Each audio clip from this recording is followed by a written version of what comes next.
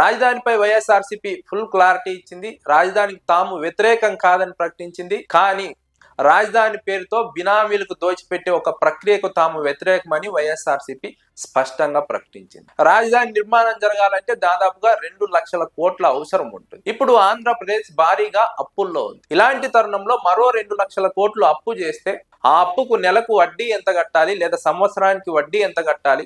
ఒకవైపు ఉద్యోగులకి జీతాలు సకాలంలో ఇప్పుడే చెల్లించలేకపోతున్నాము. ఆ 2 లక్షల కోట్ల భారం పడితే రాష్ట్ర ఆర్థిక పరిస్థితి ఏ విధంగా ఉంటుందో అర్థం చేసుకోవచ్చని వైఎస్ఆర్సీపీ వాదిస్తోంది. దానివల్ల రాష్ట్రంలోని ప్రజలపైన భారం పడుతుంది. అదేవిధంగా ప్రభుత్వ ఉద్యోగులకు సకాలంలో జీతాలు ఇవ్వలేనటువంటి ఒక పరిస్థితి ఏర్పడుతుంది. ఉద్యోగులకు సకాలంలో జీతాలు ఇవ్వకపోతే ఇక కొత్త నోటిఫికేషన్లు ఎలా వచ్చే అవకాశం ఉంటుంది? నిరుద్యోగులకు ఉద్యోగాలు వచ్చే అవకాశం ఎలా ఉంటుంది? తెలుగుదేశం పార్టీ తీసుకున్న ఈ నిర్ణయం వల్ల రాష్ట్రంలోని వివిధ వర్గాల ప్రజలు ఒకరి తర్వాత ఒకరు ఎలా నష్టపోతారో, ఎలా భారం మోయాల్సి వస్తుందో స్పష్టంగా గమనించవచ్చు. అప్పు పెరిగితే దానివల్ల వడ్డీ కట్టాలి. అదేవిధంగా సకాలంలో ఉద్యోగులకు జీతాలు చెల్లించలేము. సకాలంలో జీతాలు ఇవ్వకపోతే ఉద్యోగులకు ఇబ్బందికరంగా మారుతుంది. ఈ ఉద్యోగులకే సకాలంలో జీతాలు ఇవ్వకపోతే ఇక కొత్త ఉద్యోగాలు కల్పన ఎలా జరుగుతుంది? కొత్త వారికి ఉద్యోగాలు ఎలా వస్తాయి? ఇప్పుడున్నటువంటి నిరుద్యోగులకు నోటిఫికేషన్లు ఎలా ఇస్తారు? వారికి ఉద్యోగాలు ఎలా ఇస్తారు? వారికి జీతాలు ఎలా ఇస్తారు? ఈ అప్పు కారణంగా ఒకరి తర్వాత ఇంకొకరు అన్ని వర్గాల ప్రజలు ఇబ్బంది పడాల్సి ఉంటుంది. ఇదే విషయాన్ని వైఎస్ఆర్సీపీ స్పష్టంగా చెబుతోంది. జనం సొమ్ము 2 లక్షల కోట్ల రూపాయలు అమరావతి మీద పోసే బదులుగా విజయవాడ, గుంటూరు మధ్య రాజధాని నిర్మిస్తే తక్కువ ఖర్చులో పూర్తవుతుంది. ఇప్పటికే 2 నగరాలు అభివృద్ధి చెంది ఉన్నాయి. వాటికి మధ్యలో ఒక సిటీ ఏర్పాటు చేస్తే ఆటోమేటిక్గా అది అభివృద్ధి చెందుతుంది. ప్రజలే నిర్మాణం చేసుకుంటారు. ఎక్కడా కూడా ఒకేసారి రాజధాని నిర్మించినట్టు ఎక్కడ చూడలేదు. దశల వారీగా పరిణామ క్రమంలో రాజధాని నిర్మాణం అవుతుంది. ప్రజలు ఆ ప్రాంతానికి వస్తారు. ప్రజలకు ఆ ప్రాంతంలో జీవనానికి అన్ని అనుగుణంగా ఉంటే ప్రజలు ఆ ప్రాంతానికి వచ్చి ఆ ప్రాంతంలో పనులు చేసుకొని బతుకుతారు. ఆ తర్వాత కంపెనీలు వస్తాయి, ఉద్యోగాలు వస్తాయి. దానికి అనుబంధంగా అనేక రంగాలు డెవలప్ అవుతాయి. అనేక మంది అక్కడికి వస్తారు. తద్వారా ఆర్థిక అభివృద్ధి అన్నది సాధ్యమవుతుంది. ఒకేసారి ఒక సినిమా సెట్టింగ్ వేసినట్టుగా రాజధాని నిర్మాణం జరగడం సాధ్యమా? అది కూడా ఆంధ్రప్రదేశ్ లాంటి ఆర్థికంగా ఇబ్బందుల్లో ఉన్నటువంటి రాష్ట్రానికి సాధ్యమా? పలానా చోట ఆ విధంగా కట్టారు, పలానా చోట ఈ విధంగా కట్టారు, అమరావతిలో ఎందుకు సాధ్యం కాదని కొంతమంది మాట్లాడతారు. అందరి పరిస్థితి అన్ని చోట్ల ఒకే రకంగా ఉండదు. పక్కింట్లో వారి పరిస్థితి వేరే ఉంటుంది, ఎదురింట్లో వారి పరిస్థితి వేరే ఉంటుంది, వెనకింట్లో ఉన్న వారి పరిస్థితి వేరే ఉంటుంది. కోరి ఆర్థిక పరిస్థితి ఒక్కో విధంగా ఉంటుంది.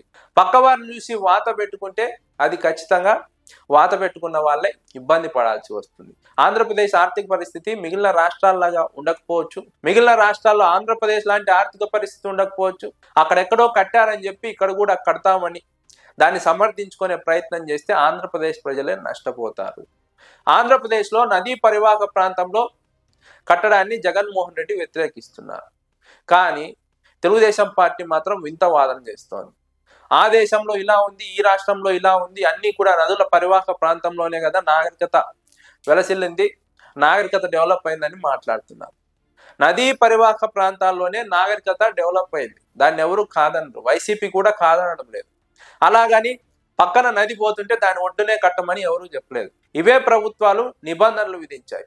నదీ పరివాహక ప్రాంతంలోనే వంక పోరంబోకులోనో, వంక పరివాహక ప్రాంతంలోనో లేదా చెరువు పరివాహక ప్రాంతంలోనే నిర్మాణాలకు అనుమతించకూడదని ఇదే ప్రభుత్వాలు నిబంధనలు విధించాయి. కానీ ఇప్పుడు అదే ప్రభుత్వంలో ఉన్నటువంటి వాళ్ళు నదీ పరివాహక ప్రాంతంలో ఎందుకు కట్టకూడదని ప్రశ్నిస్తున్నారు. నదీ పరివాహక ప్రాంతానికి కొన్ని వందల కిలోమీటర్ల దూరంలో రాజధాని ఏర్పాటు చేస్తే వచ్చే నష్టం ఏముంటుంది? జగన్మోహన్ రెడ్డి అదే చెప్తున్నారు. విజయవాడ, గుంటూరు మధ్య రాజధాని తక్కువ ఖర్చుతో నిర్మిస్తే వచ్చే నష్టం ఏంటి? అక్కడ ఆటోమేటిక్గా డెవలప్మెంట్ జరుగుతుంది. రాష్ట్రం పైన ఆర్థిక భారం పడదు. ప్రజలకు ఇప్పటి వరకు మొదటి దశలో భూములు ఇచ్చిన వారికే న్యాయం జరగలేదు. రెసిడెన్షియల్, కమర్షియల్ ఫ్లాట్స్ ఇవ్వలేదు. ఇచ్చినా సరే వారికి వంకలోనో లేదా డొంకలోనో ఫ్లాట్లు ఇస్తున్నారు. రైతులు దాన్ని వ్యతిరేకిస్తున్నారు. వంక ప్రాంతాల్లో, గుంతల్లో వాటిపైన మట్టి పోసి వాటిని సమంగా చేసి అక్కడ ప్లాట్లు ఇస్తున్నారని రైతులు ఇప్పటికే రాజధాని గ్రామాల్లోకి ప్రభుత్వ అధికారులు, మంత్రులు వెళ్ళినప్పుడు నిలదీస్తున్నారు, వ్యతిరేకిస్తున్నారు. మొదటి దశలో ఇచ్చిన వారికే సరిగా న్యాయం చేయలేకపోతున్నారు. రెండో దశలో భూములు ఇమ్మని అడుగుతున్నారు, లేదంటే మున్సిపాలిటీగా మిగిలిపోతుందని మాట్లాడుతున్నారు.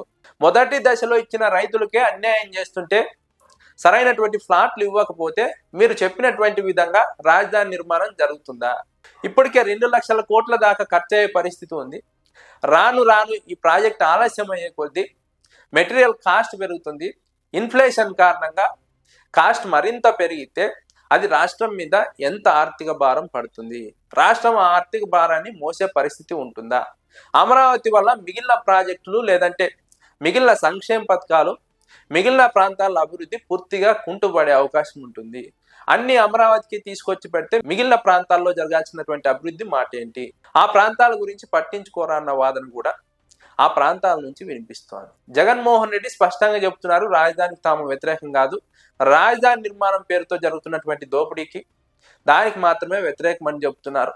2 లక్షల కోట్ల భారం అవసరం లేదు రాష్ట్రం పైన, తక్కువ ఖర్చుతో నిర్మాణం చేస్తే ఆటోమేటిక్గా రాజధాని నిర్మాణం అవుతుంది, ప్రజలకు కూడా ఆ రాజధాని నుంచి ఫలాలు అందుతాయి. కానీ ఇప్పుడు ప్రజలు అక్కడికి వెళ్ళలేనటువంటి పరిస్థితి, అక్కడ కొనలేనటువంటి పరిస్థితి, అక్కడ మామూలు వాళ్ళు ఇల్లు కట్టుకోలేనటువంటి పరిస్థితి, భారీగా ధరలు పెరిగిపోయాయి. ఇదంతా కూడా ఇన్సైడర్ ట్రేడింగ్ లాంటి వ్యవహారంగా కనిపిస్తోంది. ముందుగానే పలానా చోట రాజధాని వస్తుందని లీక్ ఇచ్చి తనకు కావాల్సినటువంటి వారితో భూములు కొనుగోలు చేయించి ఆ తర్వాత వాటిని అధిక ధరలకు అమ్ముకున్నట్టుగా స్పష్టంగా కనిపిస్తోందని వైఎస్ఆర్సీపీ ఆరోపిస్తోంది. ఇలాంటి చోట రాజధాని నిర్మాణం భవిష్యత్తులో ఇలాగే అభివృద్ధిలోకి వస్తుందని ఎలా భావిస్తారు?